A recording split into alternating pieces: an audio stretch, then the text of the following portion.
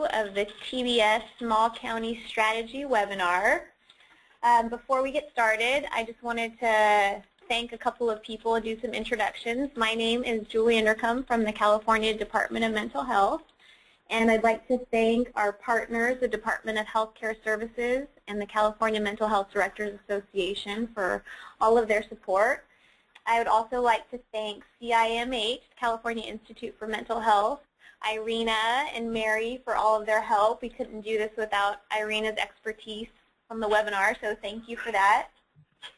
Also, thank you to Jay Vanderhurst, Napa County Mental Health Director, who's been very helpful and very supportive in helping get the word out about the webinar and outreach for us and share information. And then also our Small County Committee, who has also been incredibly helpful with all of their suggestions and feedback about the webinar. So the format of the webinar will be 60 minutes of a training presentation, followed by 30 minutes of a roundtable discussion and question and answer period. If you want to ask a question or make a comment during the 60-minute presentation, you are welcome to do so. And you can do that one of two ways. You can either type a question into the chat box that's on your screen. You should have a GoToWebinar control panel on your screen, and there's a section to type a question in. Or you can click on the button that has a hand with an arrow, and that will raise your hand and we'll be able to unmute your phone and you can ask a question.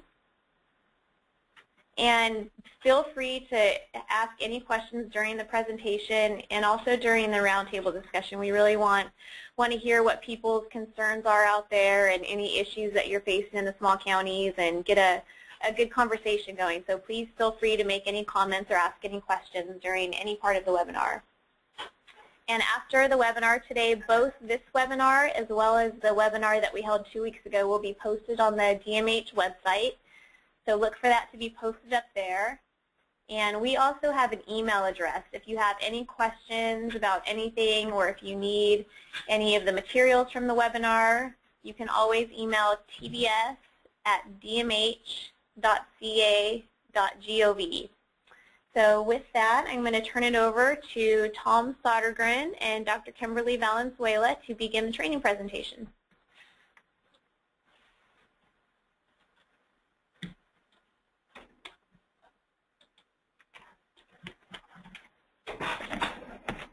Tom and Kimberly, are you there?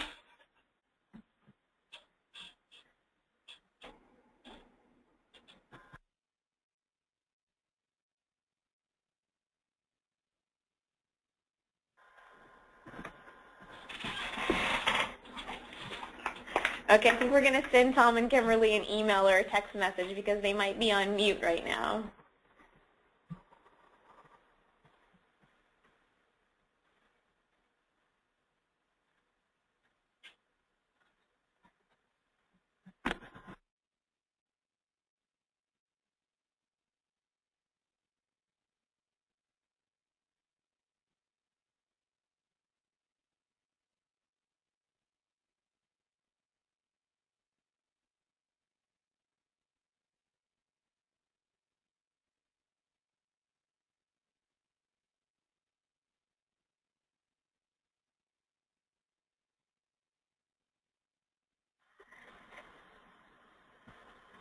Yeah.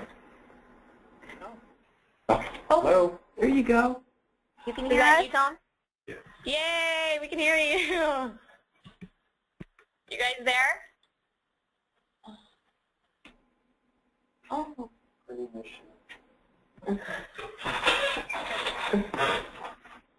What's the blue mean? Okay, it looks like they were on the line. I emailed them saying unmute yourself. Thanks for your patience, everyone. We should have this. Can you hear us now? Yes. Yes. Woohoo! I'm not sure what happened. We were hearing you perfectly, and we just started in, but sorry about that. That's okay. Start again. We'll start again. Okay. Thanks, everybody, for joining. I'm Tom Sodergren. I'm here with Kimberly Valenzuela. We're going to do the training. I'll do the rush on the introductions. One of the things that we want to make sure that everybody knows going into this is that we use a lot of our material that we've collected over the 10 years that we've been providing TBS services in both Ventura and Santa Barbara County. And these are materials that may or may not be helpful to you, but we're not saying that they're the only way to do TBS services and the only way to provide this kind of documentation in every county is different, every program is different, but maybe you can use some of these techniques and some of these forms in order to better inform your process or develop new ways of doing things. So hopefully this is going to be useful to you and something that you can take back to your own programs. So without further ado, I'll introduce Kimberly Valenzuela to get started on the webinar. Thank you, Tom.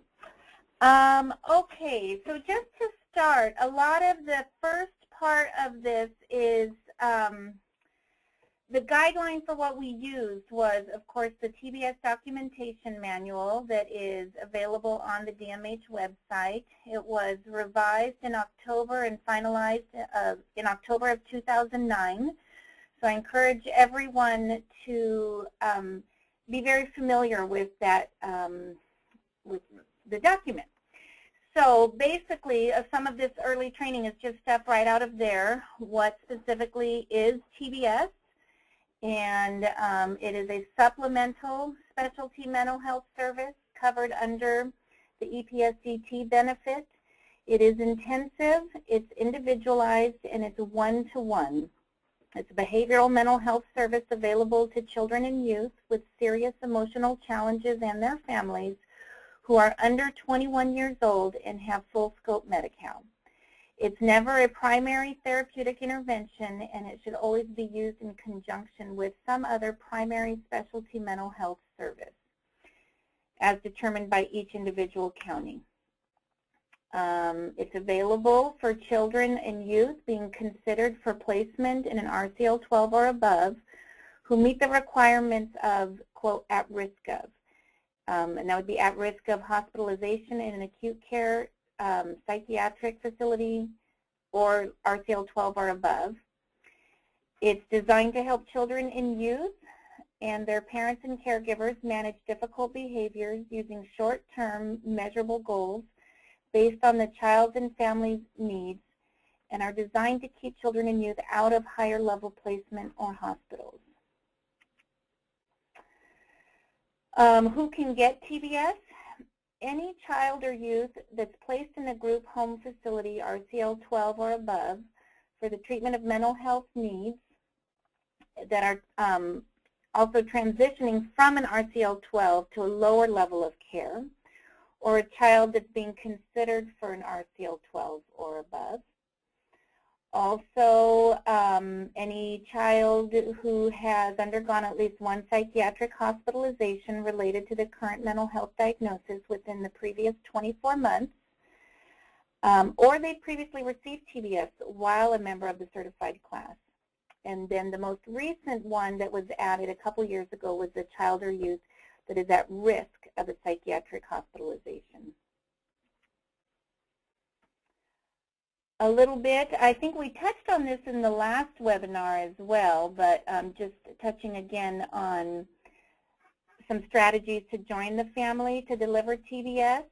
Again, to establish the purpose for involvement with the family. You want to educate the family about your role and expectations that they have about what will the outcome of TBS be and what your role is during that. One of the early things you want to do is encourage hope and positive expectations. Always demonstrate respect and empathy for family members and develop an understanding of the family's past experiences, current situations, their current concerns, and their strengths. Even if they can't identify what are their strengths, you want to be assessing what they are to be able to help them recognize it. You want to be able to respond to concrete and emergency needs quickly.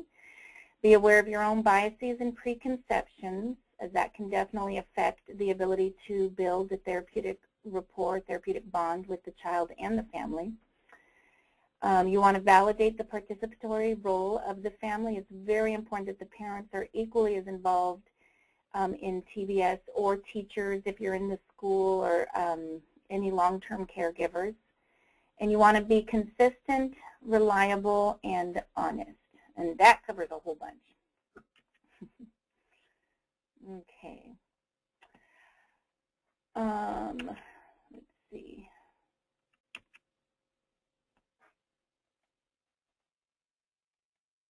There we go. Some sample questions to help you do this with the families is you can ask them, what are your strengths as a family? If they're not really able to answer that, of course, going over, do you have any routines or traditions or anything that you enjoy doing? Those are usually related to strengths, and sometimes the families can't tell that. We have a mom who has dinner every night with her children, and we pointed that that was a strength, or she didn't know that that was a good thing, and she said, don't all families do this, have dinner every night? And we said, no, and there's a lot of research that this really benefits future outcomes for children. So, and something that we like to say too, at the very least, just them being in the room with you and their child and talking to people about how they can get some help is a major strength that they need to be aware of right from the beginning. The mere fact that they're meeting is a strength. Mm-hmm. Asking them what are their child's strengths, sometimes they don't know either, and so then pulling from other treatment team members, the therapist or a teacher, or the child themselves, what do you like to do? What they like to do is usually something that they're good at, which can also be a strength. Asking them, what would you like to see happen with TDS services? How do you see my role in helping you get there?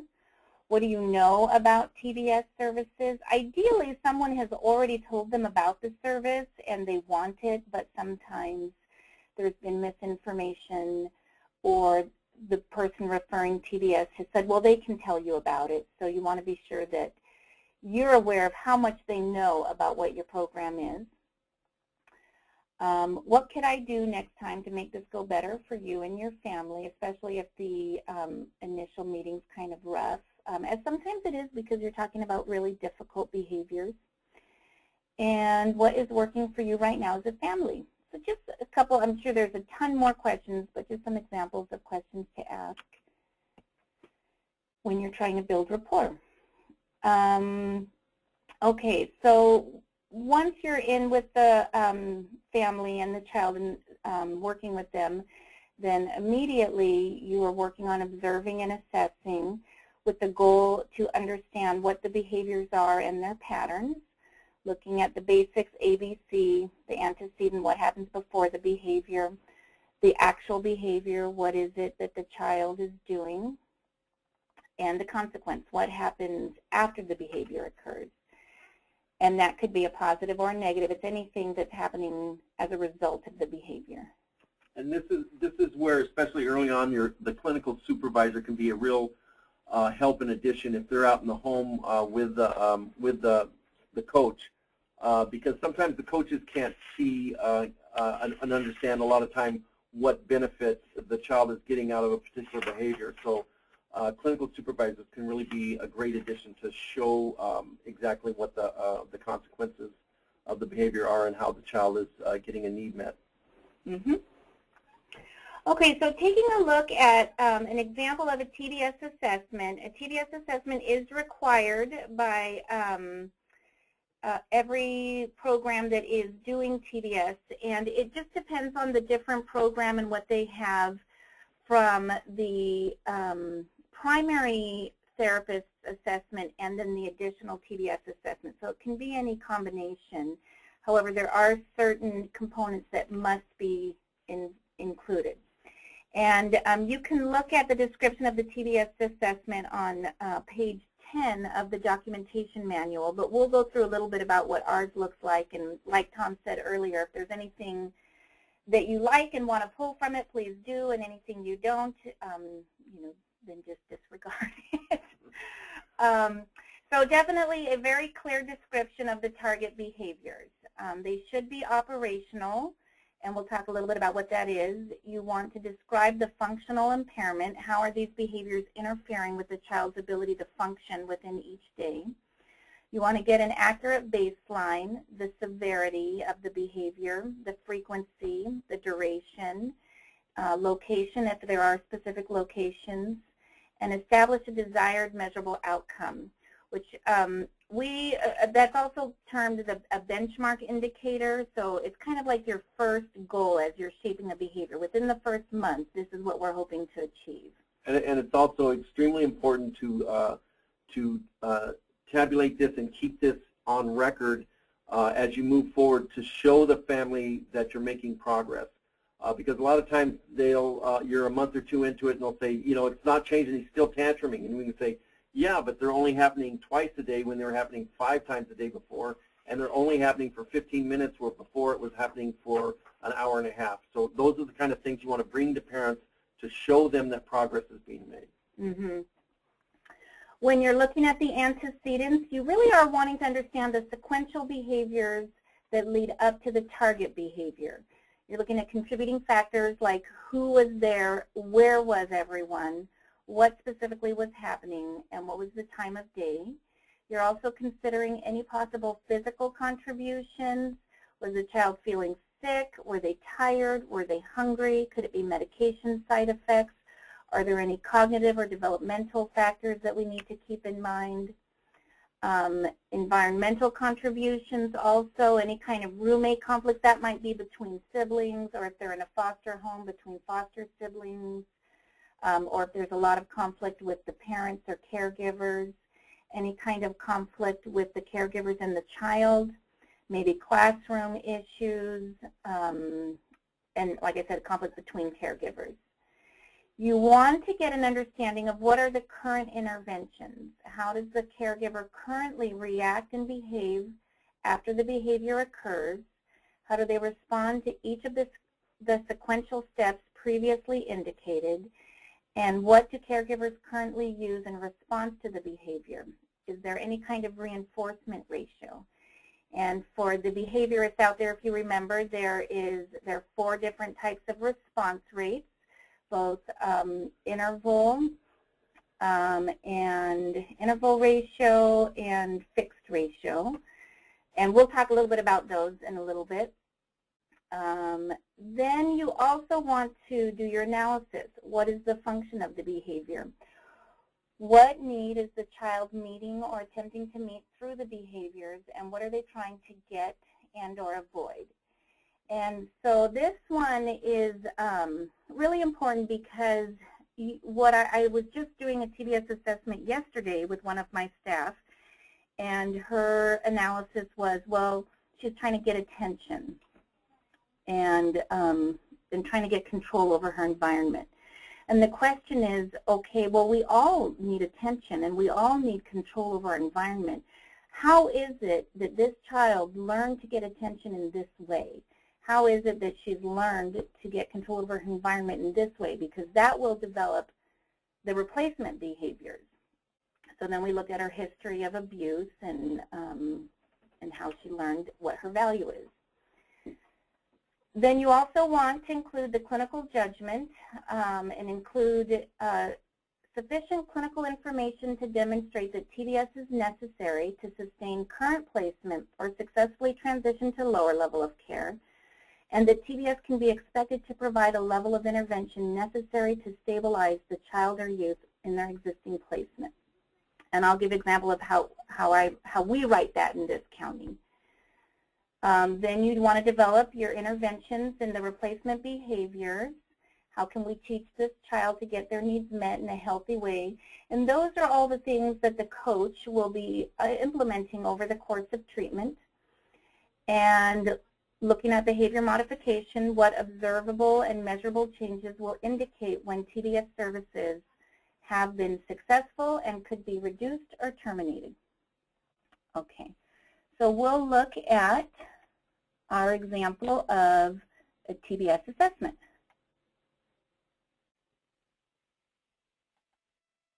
Okay, so this is looking at a 12-year-old male. We started with him in March of '09, and we have 3 assessment dates here. And he has ADHD and ODD, and he has full scope Medi-Cal, so there's the Medi-Cal eligibility. We're going to confirm that he's part of the certified class, he has member eligibility.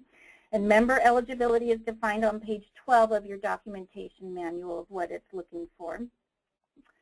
So we write, client has increased in aggression from peers towards adult authority figures.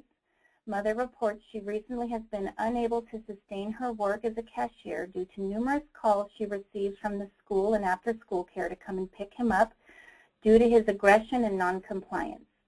Client has been suspended 4 times and is currently at risk for school expulsion. Mother reports she cannot go on like this. So we've got his functional impairment as well as some of the behaviors, and then we're also adding that he's got other mental health services.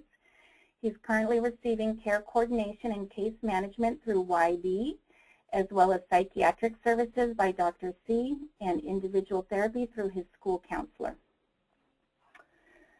So then we put in his strengths. He's intelligent, sweet, and loving. He wants to please, and he's motivated to change.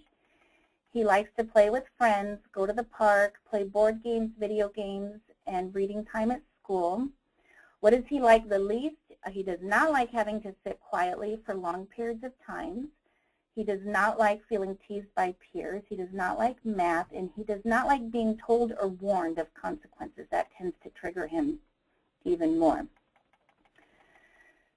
So the goal that was developed is that he presents with behaviors of physical and verbal aggression, and then to operationalize it, you really want to list it and have your frequency.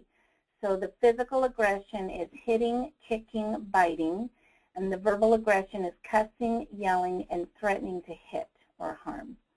He's showing functional impairment evidenced by multiple calls to mother from school and after-school care to come pick him up, multiple suspensions from school due to aggression, and noncompliance is he's currently at risk for school expulsion.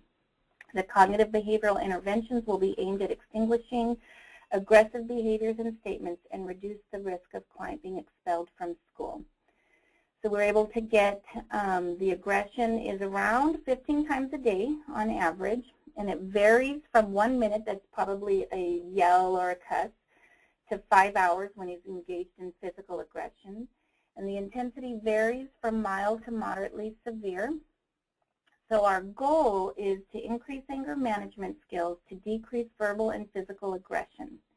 That's our long-term goal, and we'll look a little bit more at the difference between long-term goals and short-term goals that verify the behavior change. And the way we're going to measure this goal in the first 30 days is that hitting, kicking, spitting, cussing, yelling, and threatening to harm occur no more than 7 times a day in the first 30 days. So then we looked at the antecedents, and we found that client experiences a triggering event, such as perceiving that he's being teased by a peer or warned of some consequence by his mother or teacher. He'll get upset and may start to yell, cuss, or warn the other person that he's going to hit them. And then he may continue to escalate and will move to physical aggression, such as hitting, kicking, or spitting to get his peers to stop, or he'll yell and cuss at authority figures. The behavior occurs during unstructured time at school, recess, lunch, and on the weekends at home. Physical aggression occurs mostly with peers, and verbal aggression can occur with adults and peers. It takes place at home, school, and his after-school program, and it's mostly in the afternoon. So we look at the physical reasons for his behaviors, and we say that aggression is most likely to occur in the afternoons when the client's medication, he's on Ritalin, is wearing off, and he is feeling tired and irritable. Mother reports that client has difficulty sleeping, which could contribute to tiredness and irritability at school. He also has a speech impediment, which caused him a delay in speaking during his toddler years, and he may be more prone to aggression when feeling frustrated and angry about not being able to speak clearly, not feeling understood, or if he's feeling teased about the way he speaks. And then looking at environmental contributions, he has a history of being more responsive to his father's prompts and directives and discipline, and does not seem to listen to his mother as well as his father. However, father works 2 jobs, so is not home very much, leaving client with his mother and siblings. Mother reports that client likes to play with his youngest sibling the most, his sister who's 7, because he can, quote, manipulate her, and she tends to follow him. Mother reports that when he's home playing with his siblings, it's difficult for her to get things done because he's constantly acting out and seeking negative attention from her, and she has to discipline him 4 to 5 times a day. When the behaviors are occurring, mom intervenes, or the teacher, by telling the client to stop yelling or stop cussing, and if he continues, they warn him of a consequence. They either tell him he's going to get suspended, or they're going to call his mother to come and pick him up, or he might get grounded. And mom may raise her voice and yell at client to stop. We already know this is one of his triggers, so this may trigger him to become physically aggressive, at which point the teacher or mother will physically guide him to separate him from his peers, either to his room or the school office, and mom reports she may continue to yell at him. So looking at the analysis, what is the function of his behavior? Why is he doing this? We wrote that client's easily frustrated and is quick to threaten or engage in aggression. This may be the result of his impulsiveness from ADHD, as well as learned behavior from being frustrated at an early age by not being able to speak or be understood by others. He's learned early on that aggression is a quick way to get what he wants from peers. Additionally, as there are 5 children in the home, client's able to get his mother's undivided attention when she's yelling at him or consequencing him, which he may be in need of as his father works 2 jobs and he is vying for attention from his mother. So even though mom thinks she's punishing him by yelling at him, it's actually, it may be a reward. I have her undivided attention, finally. So for our clinical judgment, we wrote, given the frequency and increasing severity of the behaviors resulting in several suspensions and a potential expulsion from school, intensive daily and focused intervention, coupled with in-the-moment shadowing and coaching, is necessary to prevent client from needing a higher level of care to meet both his behavioral and educational needs. Given client's response, and it's a positive response to therapy in school, he is willing to meet, he's responsive, and he engages in the process, as well as wanting to please. It's evident that he will benefit from TDS. Then we go through what we think are going to be some of his rewards, and then his replacement behaviors. And like I said, the replacement behaviors and interventions are really going to be what the specialist is implementing throughout the course of treatment. So they're going to teach him self-soothing skills and coping skills like listening to music, and anger management skills like self-talk and the lemon squeeze. I'll show you an example of the Hulk squeeze, which is a variation of the lemon squeeze shortly. We'll teach him positive self-talk. We'll teach him trigger identification. How is he recognizing that he's getting angry, both if his body is experiencing things like a racing heart or red cheeks or sweaty palms, also what he's thinking. We're going to teach him feeling identification, I statements, problem-solving skills. We'll work with the mom and teacher on establishing a system of rewards and consequences, communication skills, and parent training. With parent training, we'll work a lot with mom on response rules, limit setting, following through, mirroring, validation, and setting boundaries. So I won't go through the second goal because I know we're short on time, and it's the same process, and I think you guys have this. That's an example of everything that's involved around one goal, which is verbal and physical aggression. For the TDS Client Plans, let me make sure I don't have any questions here. The TDS Client Plans are really just where you're developing the goal, and that's done depending on what you gathered from the assessment or in the process of doing your assessment, either way. But it definitely should be done early on. And we're stuck again. There we go. We develop our client plans at the initial intake meeting, and that is involves the TDS clinical supervisor, the parent and guardian, and the clinician who referred TDS, who felt like TDS would be beneficial to this child. So every county has a format for planning and documenting what must be followed, but they have common elements outlined in the TDS documentation manual.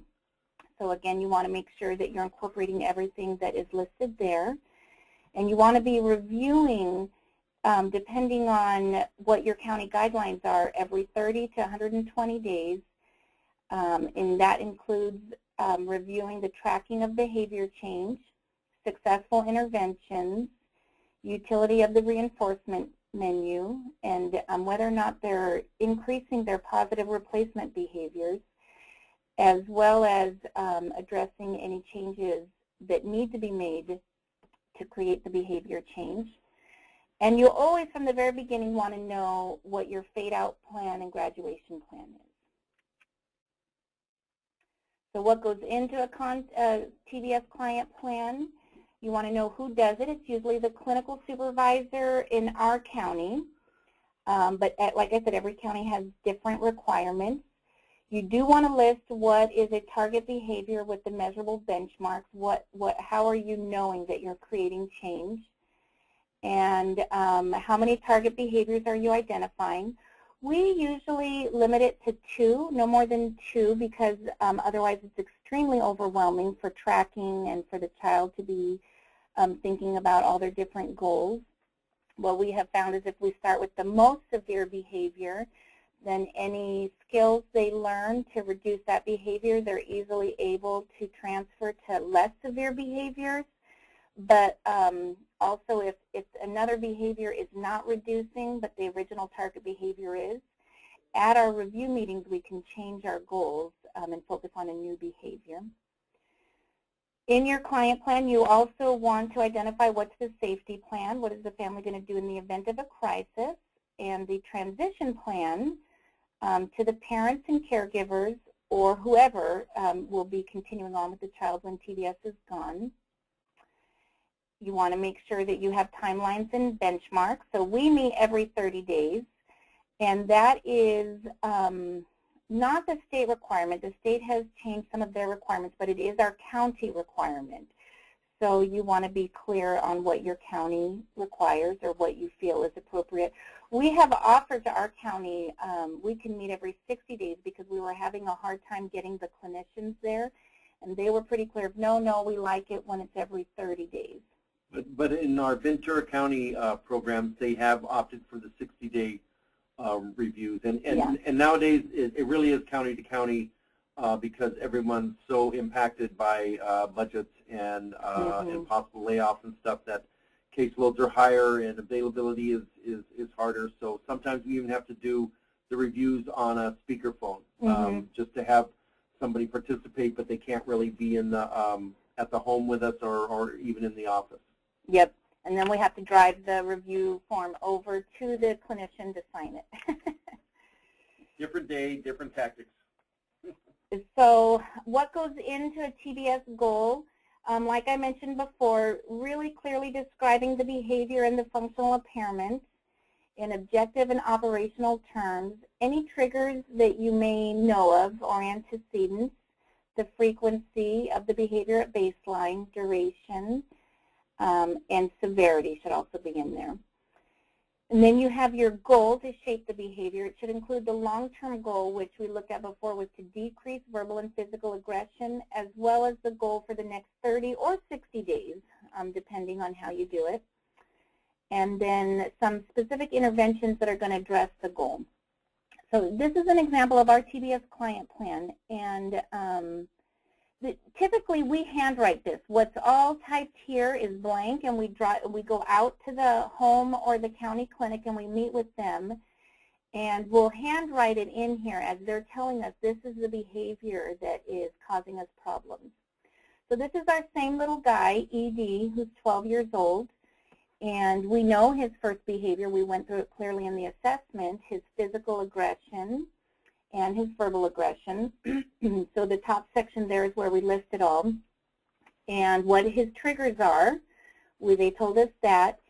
and that we were able to determine that it's occurring around 15 times a day. So our long-term goal is to increase anger management skills. That's going to be his replacement behaviors, to decrease verbal and physical aggression, and then the measurable outcome or the benchmark indicator is that these behaviors, kicking, spitting, cussing, yelling, and threatening, occur no more than 7 times a day. And then we'll list some interventions that we think we're going to use. Or if you've already done the assessment, these are the interventions that are listed on the assessment: anger management skills, assertive communication skills, etc. We'll take a quick look at a second goal because we didn't on his assessment, and this is a common goal as well. Client presents with difficulties following directions at home and at school. Noncompliance is reported as not following directions. And again, you want to clearly describe what does that mean. So he will either ignore requests outright, or he'll say no, or he'll say not now. Some kids say F you, some kids say I don't have to. You want to know specifically what this child's doing.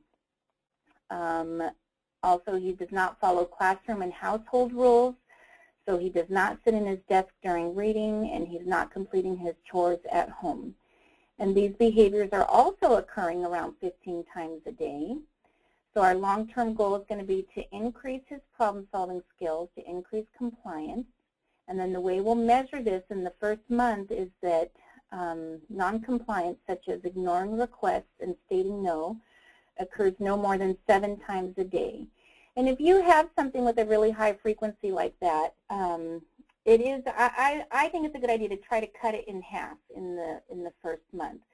But again, you do want to set the child up for success and not failure. So if there's a lot of transitions going on, or it's something that you really feel like they're not going to be able to meet this, you might want to make the measurable outcome higher so that they have more of a chance to meet it, which will motivate them to keep trying. And I want to say also, if a client is having trouble because he's having these frequent episodes of a negative behavior, you might in the plan flip it on him and say every time he actually follows the direction, then he will get a certain praise or a certain goal. So you can start adding up the positive behaviors that that are occurring during the day, rather than telling all the negative behaviors. Absolutely. For your tracking and even for your reward system, I would recommend rewarding the positive behaviors. And sometimes we have gotten the critique that, oh, the goals are so negative. And even when they meet their goals, when we were at a review meeting, we're talking about, well, he only had aggression twice, and then we start talking about those 2 aggressive incidents. It can sometimes take away from the fact that he was aggressive 8 times last month and only 2 times this month. You still do need to document the target behaviors, because even if you are tracking and rewarding the positive replacement behaviors, you simultaneously have to be showing that you are decreasing the behaviors that are placing him at risk. Otherwise, TDS may not be being effective, and you may need to be looking at a different service. So you absolutely want to continue to show that you're decreasing these at-risk behaviors, or the behaviors that are placing him at risk.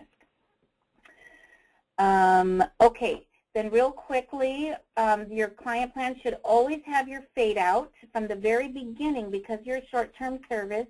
You want to describe how you're going to transfer this behavior plan to the long-term caregivers and fade out of services.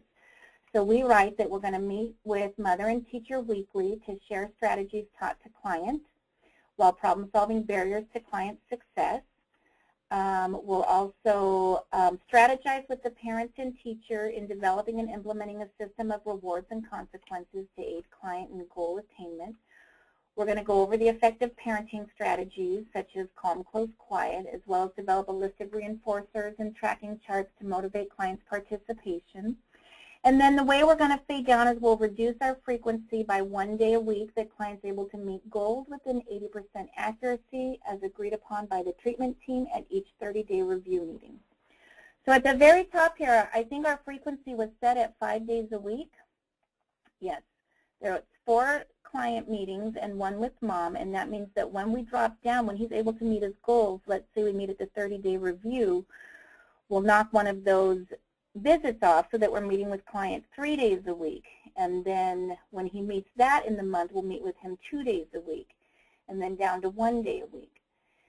And then on your initial client plan, you also want your discharge plan and who will be continuing to support client when you're gone. And that's really everybody who's involved with him now.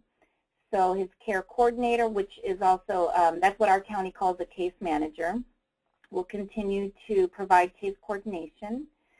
The assessor is the county clinician, will continue to assess his mental health needs, and the school therapist will continue to provide individual therapy. Safety is our mobile crisis unit, so they're going to continue to support with crises.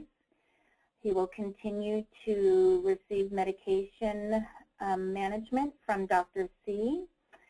And then when we're done, his care coordinator is going to refer a TRA, that stands for a Therapeutic Response Aide in our county. And the Therapeutic Response Aide is someone who helps with socialization and recreation skills. And then everybody signs it, and we make copies for everybody and hand it out. So that's our client plan.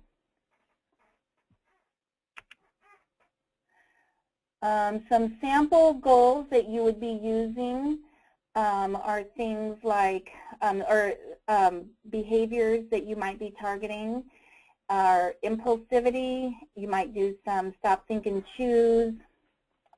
Red light, green light, the control hand. I'll show you an example of the control hand.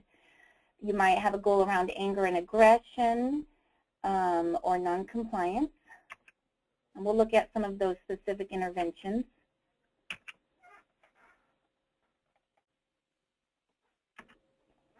You want to make sure that your interventions are designed to address the specific behaviors on the treatment plan. This is where you're really focusing on the child's strengths and interests. Even though your behavior is targeting a negative behavior, your interventions are targeting their strengths and their interests. You want to teach skills that increase ability to cope with situations that lead to the behavior, which jeopardize success at home, school, or in the community, and increase the ability to manage symptoms once services have ended. So this is a list of some examples of different interventions for different behaviors. I think you guys all have this as well. So you can look through that. If you have any questions about anything, feel free to email or call. So what do you do with all these interventions? And how do you kind of keep record for the child of all the things you've done with them once your goals are developed and you've started treatment? We use something called the TDS books, or we call them trigger books or just TDS books, which are a great place to keep all the interventions and skills developed by you and the child together. And they can serve as a reference for the child after TDS is gone. And I've got a picture of them coming up on the next slide.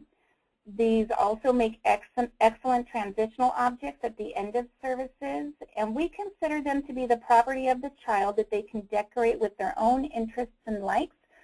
We've had kids tear them up, and we say, that's okay, we'll start a new one. So here's an example of a TDS book, and it's just a regular spiral notebook, and this little guy decorated the front with the specialist with things he likes. So he likes soccer and skateboarding. And then as we go through different interventions, all the things we cover go into this book. So this is an example of going through rules and consequences. And then we'll go through what are some interventions that can go into the TDS book. I think a good place to start with a child is feeling identification, because everyone needs to be able to identify how they're feeling in order to make choices about their behavior. If I don't know that I'm angry, I won't know what to do about my anger. This is one that we use for younger kids. And you want to make sure that they really do understand each of the behaviors. And then there's tons of feeling faces out there. You can do searches on the internet, or I'm sure many of us therapists have little cartoon stuff in our office about how do I feel. So if they're appropriate, you can use really anything that interests the child. We'll use SpongeBob faces for the younger kids, or we might use the Twilight characters for the teenagers. We also have a place on our computer system that all the specialists, all the coaches have access to interventions where we store all this stuff. So if you find something new, we encourage them to store it there. So we have a wealth of information just handy right there in our computers to be able to access. Yep. Stuff like this emotional skills. Yeah, so anybody coming in can look through these things. This helps the child scale their emotion, which will help them decide which coping skills to use. So if they identify I'm just slightly bothered, then maybe deep breathing will work. But if I'm rageful over here in my anger, then probably deep breathing won't work anymore. I'm going to hyperventilate if I try to deep breathe, and maybe hitting my pillow will be better. But I don't want to use hitting my pillow down here because that might increase my anger. So it'll help them if they can scale their anger. One, it helps you track whether or not it's reducing, and two, helps them choose different coping skills to use. So, and then here's just some other examples of different feeling identification interventions that you can use with people who like art. We'll look at some examples of compliance interventions. If you've got a child that is having difficulties with compliance, you can use these with opposition, defiance, and non-compliant behaviors. And they're also good with parents who need support with developing routines, structure, clear expectations, limits, consequences, and rewards. You can use a sticker chart to motivate children, help them do goal setting for themselves, which we'll look at an example of that, and work with parents on how to give prompts and effective commands as well as rewarding compliance. Work with parents on establishing routines and clear expectations and limits. This is a growth tree that we use for compliance. So her goals are to get along with mom, graduate high school, lose weight, get a car, make good friends, and these are the steps she can take to get there. Follow curfew rules, go to class, avoid sugary snacks, find a part-time job, and give others a chance. And this is something that can go in her TDS book or she can keep with her. Here's an example of something we might follow through, we might use with a child to help them understand expectations. And we'll go through with them at the bottom here, what are the rules that they must follow at school? What are the positives of following the rules? And what could help them follow the rules? And so as you work through these different interventions, the child can think about this and answer questions and put it in their TDS book. We have some examples of anger management interventions. We talked about thoughts and body. So this is an intervention we might use for a younger kid who likes, what is this, Wolverines? So how does his body feel when he's angry? And this will help him or her understand that there's different things that go on. So what is his head feeling? Are his ears getting hot? Or is there a pounding in his ears? Are his arms and hands getting tense? Some people get butterflies in their stomach, and some people's legs and feet move around a lot. So he can recognize if any of these things are happening in his body, then he knows I might be getting mad. Maybe I should do some stuff to calm myself down. Here's examples of some self-talk. And this one, you know, you can develop with your own client of things that they think help them calm down, or give them a page like this and go through, and they might say, oh, I can tell myself I can stay calm, but I'm not going to tell myself I'm going to take a time out now. That's silly. So then they can circle the ones that they'll want to tell themselves and put it in their book. Here's an example of some deep breathing and muscle relaxation. We have an intervention called the lemon squeeze, where the kids are like squeezing lemons, and it's really muscle tightening and then releasing.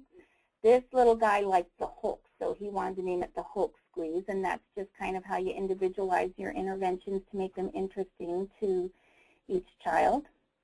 So this would go in his TBS book as well. This is an example of the conflict cycle, and this is taken out of LSCI, Life, Space, and Crisis Intervention Training. There are books available, and we'll go through this with both parents and children to understand how they can get caught in the cycle of conflict and help them identify where they were. What was the stressful event that caused certain feelings like hurt and anger? And then I slammed my door, and then my mom got angry with me and grounded me, and then that's now the new stressful intervention or stressful event is now I'm grounded, so now I feel helpless, and it keeps going. And to help them identify where to stop that cycle. This is the control hand. This will, you can use this for anger management techniques or really anyone who is feeling out of control. Most people use anger and aggression to gain control, so this is a good one for anger. But we just have them trace their hand, and they write inside their hand what do they have control over, and outside of their hand what they don't. Looking at a couple of self-soothing and relaxation skills. They're good interventions for anyone with anxiety, hyperactivity, anger, and self-harming behaviors. And these are good for clients and caregivers. This is a birthday cake, which helps younger kids learn deep breathing. Going through different things that each child might identify as calming, watching a movie or writing a letter. This is, I think this is also in your handouts. Just you can read through with them some progressive muscle relaxations. And there's lots of different versions of muscle relaxation on the internet. That's just one of the ones from ours. We have coping skill boxes where the child can create a box, and they can put this in their classroom or in their bedroom, and when they go to take a timeout or some cool down periods, they will have already put things in there that they've identified as stuff that helps them feel better. So coloring their stuffed bear, different things. For a parent, it might be a magazine and some bubble bath or something like that. You do want to develop a safety plan as well with your clients, and that's really developed on at the very beginning. And every county is different with how they develop their crisis plan, but mainly you want to be clear that we're not a crisis intervention, so they need to have their crisis plan in place that will support them through. You do want to anticipate possible crises and write specific interventions to react to these.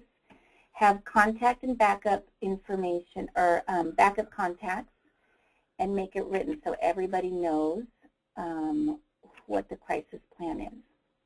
And I'm running out of time a little bit, so I apologize if I'm rushing. Okay, we'll move on to fading out, TDS Interventions. You can read about this as well in Appendix D of the 9-point plan, which is on the DMH website as well. And when to introduce fade out and termination to the client and caregivers is really from the very beginning. Again, because we're short-term service, as you saw in our client plan, our fade out plan is already written from the very beginning. And you want to talk about what are the indicators for knowing when it's time to start fading out. And we'll look at a couple techniques for fading out.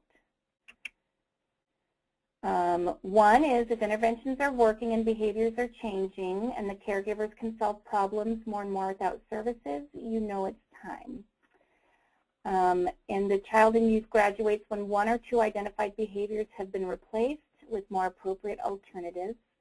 We have a little example here of how we'll introduce saying goodbye to a child, because a lot of times they struggle with that. And so, as well as the staff, we struggle with saying goodbye to them too, so it's kind of good to know how we feel about saying goodbye and what healthy goodbyes and what unhealthy goodbyes we have had as staff, because we can bring that into saying goodbye to the child without even meaning to.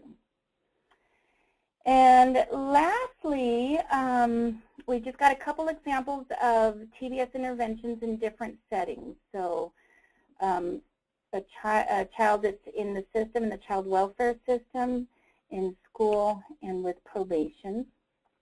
For TDS in the school, each school district has its own rules and regulations along with the county about when and how TDS can work in the school, and it usually involves MOU. What does that stand for? Memorandum of Understanding. And so make sure you know what that is. Don't just go straight into the school.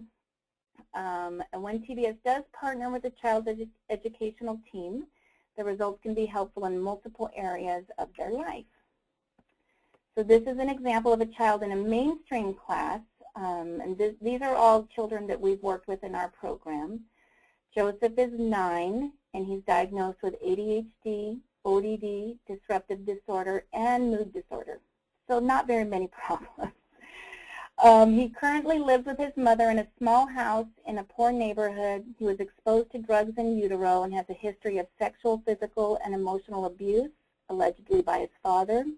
His father is currently serving time in jail for sexual assault of a minor, and it was reported that Joseph's father used to watch pornography with Joseph. He's currently displaying unsafe behaviors both in the home and in the school. And he's leaving campus without permission, breaking into homes, stealing, using drugs, and alcohol. He is non-compliant to classroom rules and structure, including inappropriate boundaries with students, such as grabbing girls' genitalia and bodies. So again, even inappropriate boundaries, you want to define what that is. His goals were to increase problem-solving skills, to decrease unsafe behaviors, and increase self-soothing skills, to increase ability to comply with school rules. And those are just his long-term goals. You'd want to put in his measurable outcome for the first month. This is an example of a child in the non-public school, which I won't read that one because we just read one in the school. Here's a child that is in the foster care system, and the foster care system I think is really important because these children have bounced around from home to home, and it's very important that they're able to stabilize before they move into higher levels of care into the group homes. And basically what they learn to do is how to bust out of homes. So in any event, this is a child we had who was 12, and he resided in a foster home with his biological brother who's 3 years younger than him. Eric and his brother had previously resided with their mother, who was diagnosed with schizophrenia, living in and out of the streets and her car. The boys were removed from her care and placed in various foster homes over the next few months. The boys switched multiple foster homes due to extreme difficulties with hygiene, such as refusing to shower, enuresis, encaprices, hiding and smearing feces, and aggression. The aggression was defined as fighting with each other, destroying household items, throwing things. Both boys were diagnosed with PTSD, mood disorder, NOS, enuresis, and encaprices. We were referred simultaneously for both boys to stabilized placement, as CWS wanted to keep them together, and their goals were to increase self-soothing skills, to increase compliance with hygiene routine, including using restroom at regular intervals and showering, and increase anger management skills to decrease aggression towards other and properties. And the last one is our probation. Our probation kid, Robert, was a 17-year-old male on probation for grand theft auto and unsafe behaviors, such as drug and alcohol use. He would AWOL from his group home, and he was setting fires. Robert was removed from his mother's home due to parental substance abuse, neglect, and physical abuse. And it was reported he was sexually abused by an adult neighbor between the ages of 8 to 12 years old. Robert was placed into an RCL-10 boys group home, and TDS referral was made by his probation officer, as he was violating his probation regularly by going AWOL from the group home and displaying verbal and physical aggression regularly. He was punching walls, throwing chairs, slamming doors, and threatening to harm peers and staff. His diagnosis was PTSD, major depressive disorder, and conduct disorder. His treatment goals were to increase coping skills, to increase frustration tolerance so that he had 0 AWOLs and 0 incidents of drug use.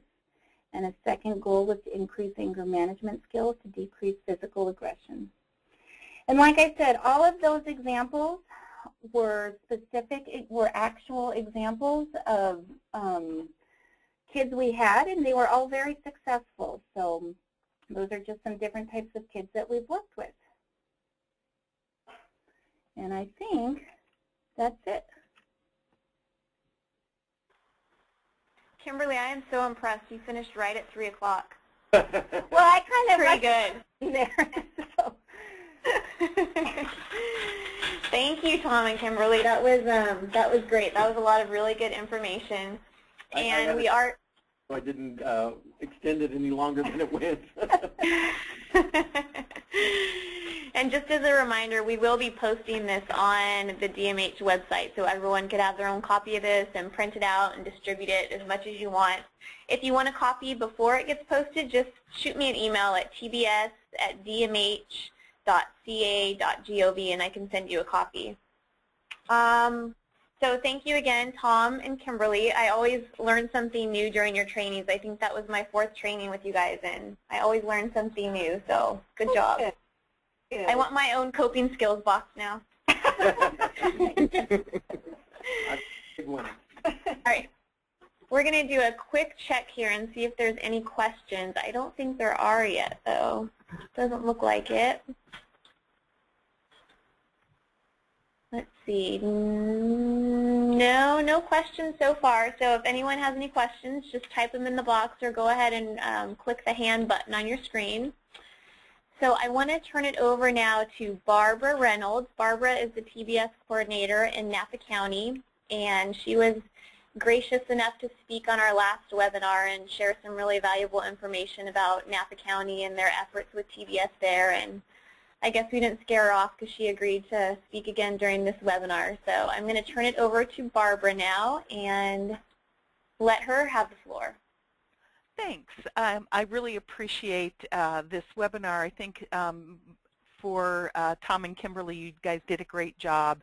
And the tools that you are using and some of the samples that you're using have been really helpful. On the last webinar, we had some of our even old-time providers listening in, not new providers, and they told me afterwards that they also really appreciated the resources that you were giving, because I think one of the things about TBS is the more that you share, the richer your practice is able to become. And you catch little things. Yes, Barbara, we totally believe in that. So we want to encourage anybody who is listening, if we ran over something too fast or there was something that piqued your interest about a certain intervention, please email us or call, and we'll try and get that information to you. Mm-hmm. Great, thanks for that. Yeah, I have actually a couple of questions for you as I was listening, and this will be kind of indicative of the difference of practices from county to county. So my question had to do with, on your plan when you're doing your member eligibility, the example that you had given was with school, and you gave all of the difficulties that were placing the child at risk at school, but didn't specifically say whether the child was at risk of placement or, you know, what of the eligibility criteria, which specific one it meant. So I was curious about that and whether that's handled on a different form or on your referral form, because we tend to try to tie that in on our assessment plan as well.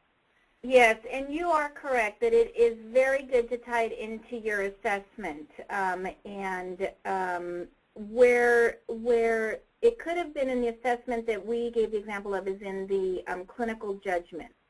Mm-hmm. In our county, where it is indicated for like the purpose of an audit or just making sure that the child meets the criteria, is the referring clinician will check off which the specific criteria they fall under. Mm-hmm. And for this child, given that he was being at risk of being expelled from school, in our county, the next placement is what's called a CTE classroom, which is like our county classroom. It stands for Center for Therapeutic Education. And if they are successful there, then that can lead them to a non-public school out of county, since we don't have that here. But you are correct that it would be good to include that in the assessment as well. Because you're tying it into, he's on a trajectory toward placement.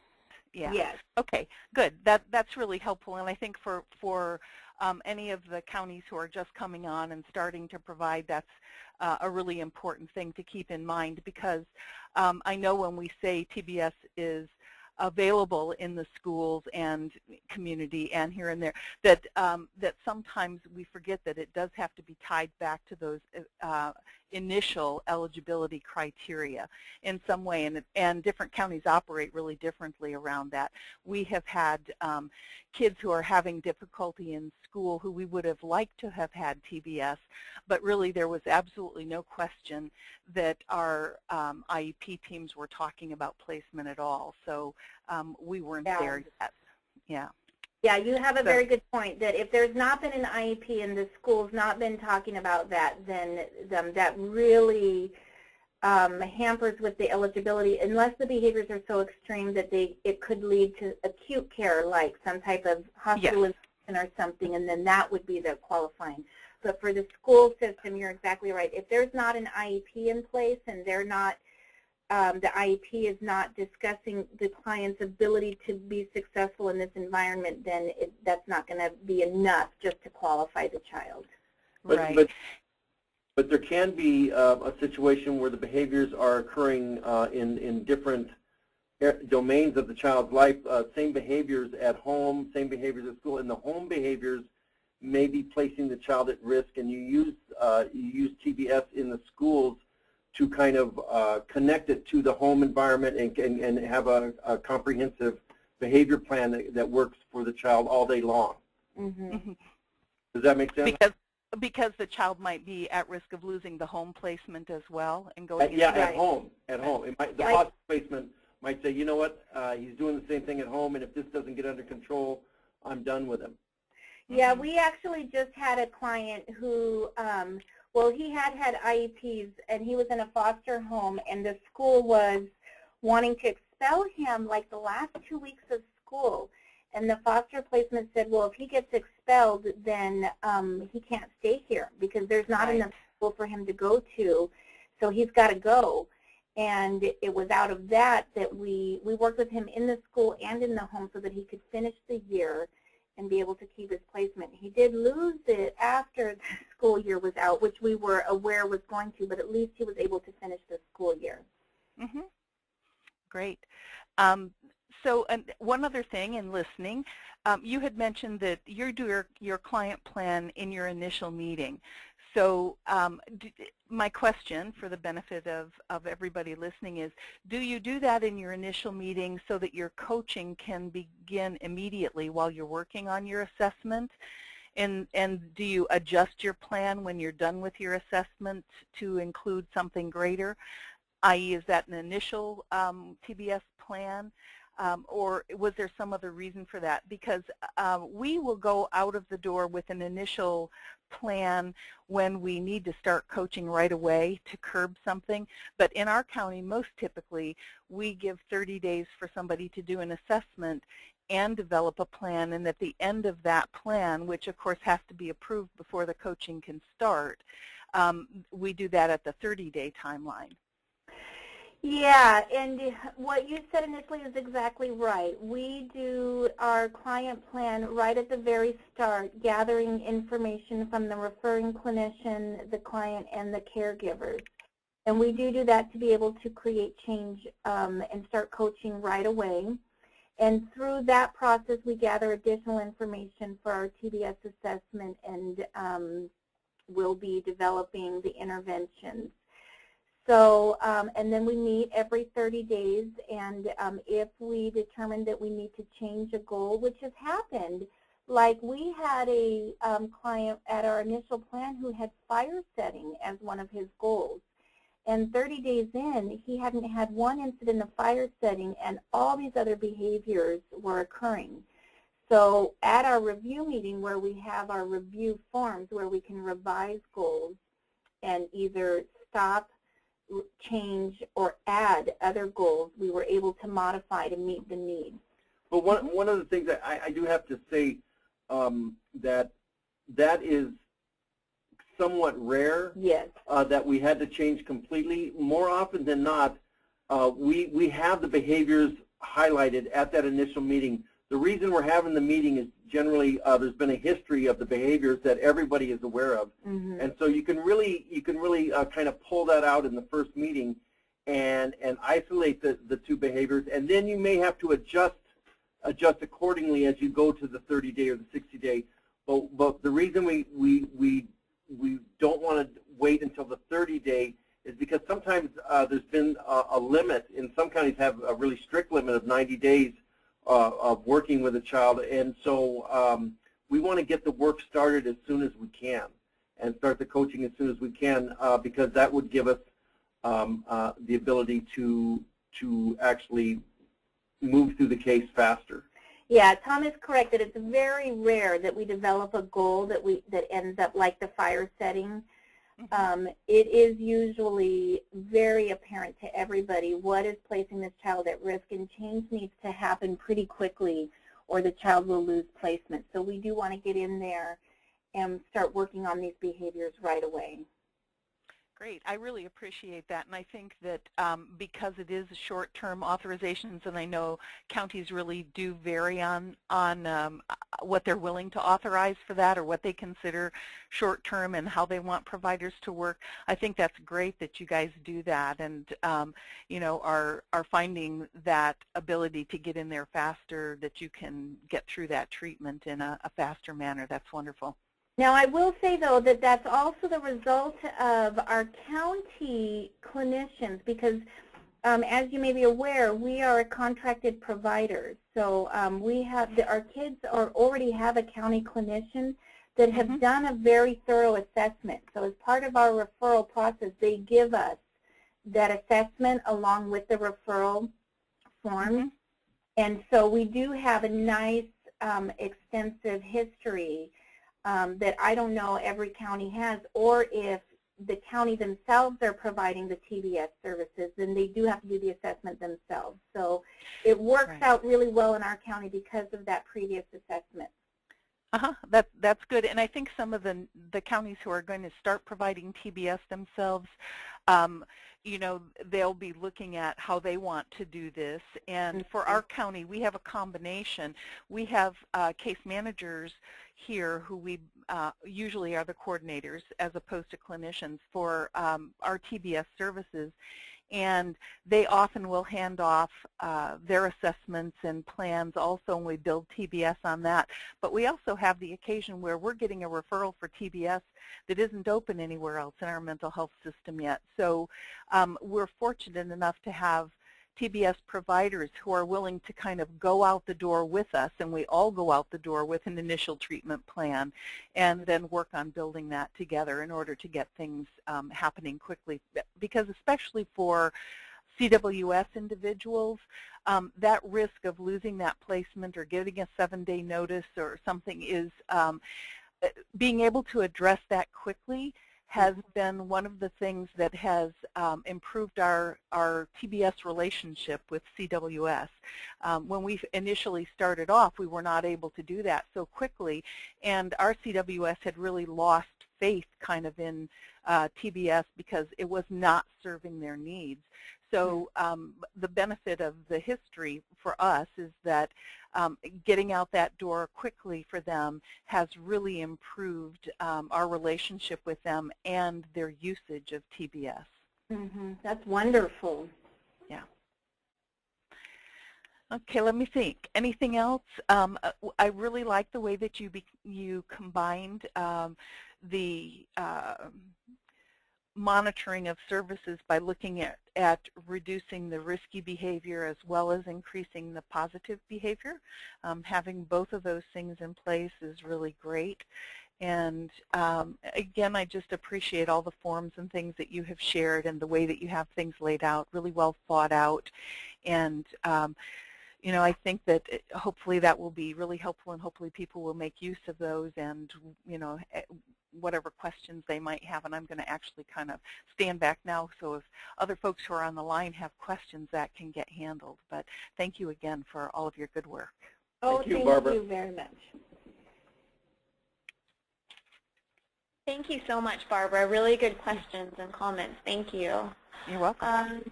We're looking through. It doesn't look like there's any other questions at this time.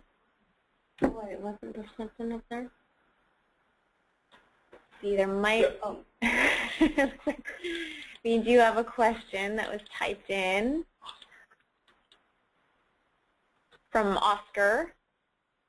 Hey, Oscar. Oscar, are you on the line?